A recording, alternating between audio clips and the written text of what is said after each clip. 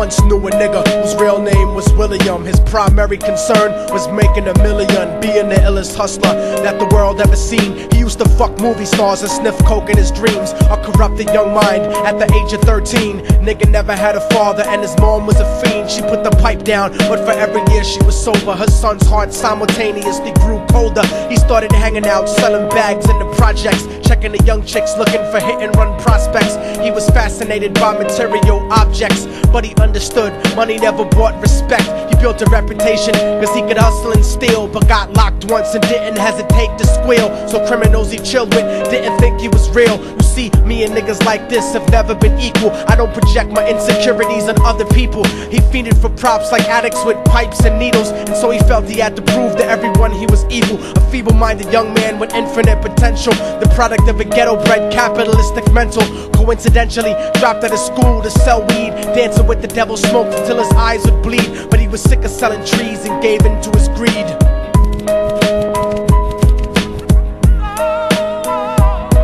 Everyone tryna be trife, never face the consequences. You probably only did a month for minor offenses. Ask a nigga doing life if he had another chance. But then again, there's always the wicked that knew in advance. Dance forever with the devil on a cold cell block. But that's what happens when you rape, murder, and sell rock. Devils used to be gods, angels that fell from the top. There's no diversity because we're burning in the melting pot.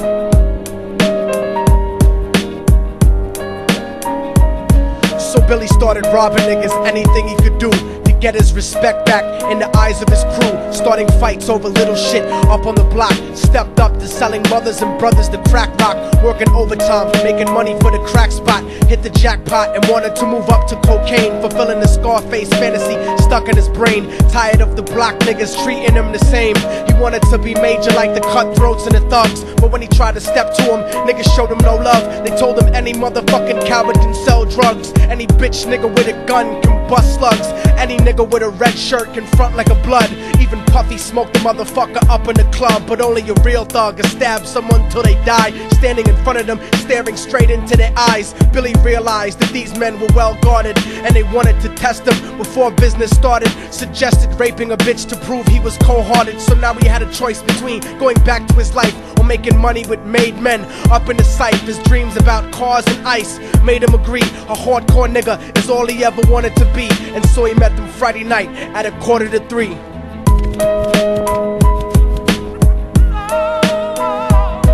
Everyone tryna be trife, never face the consequences. You probably only did a month for minor offenses. Ask a nigga doing life if he had another chance. But then again, there's always the wicked that knew in advance. Dance forever with the devil on a cold cell block. But that's what happens when you rape, murder, and sell rock. Devils used to be gods, angels that fell from the top. There's no diversity because we're burning in the melting pot.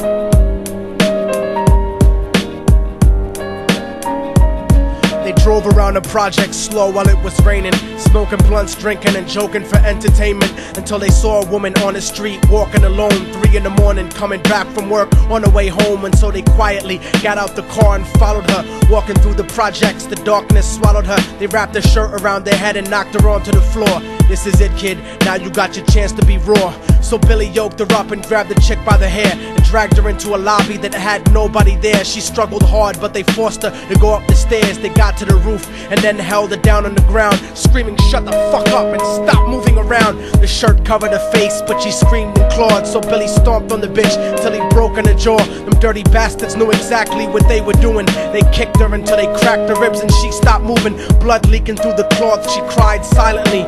And then they all proceeded to rape her violently. Billy was made to go first, but each of them took a turn, ripping her up and choking her until her throat burned. Her broken jaw mumbled for God, but they weren't concerned. When they were done and she was lying bloody, broken and bruised, one of them niggas pulled out a brand new 22. They told him that she was a witness for what she'd gone through, and if he killed her, he was guaranteed a spot in the crew. He thought about it for a minute, she was practically dead, and so he leaned over and put the gun right to her head. I'm falling and I can't turn back.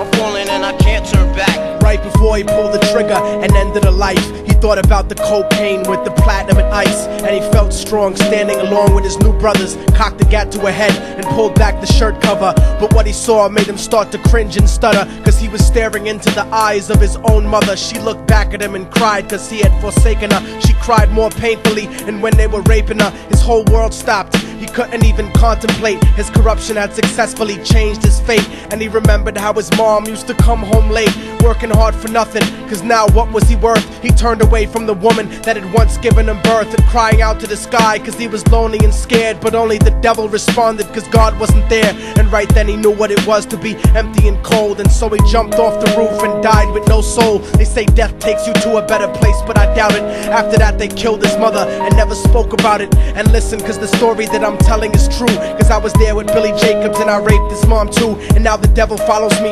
everywhere that I go. In fact, I'm sure he's standing among one of you at my shows, in every street cipher listening to Little Thug's flow. He could be standing right next to you and you wouldn't know. The devil grows inside the hearts of the selfish and wicked. White, brown, yellow and black color is not restricted. You have a self-destructive destiny when you're inflicted, and you'll be one of God's children that fell from the top. There's no diversity because we're burning in the melting pot. So when the devil wants to dance with you, you better say never, because a dance with the devil might last you forever.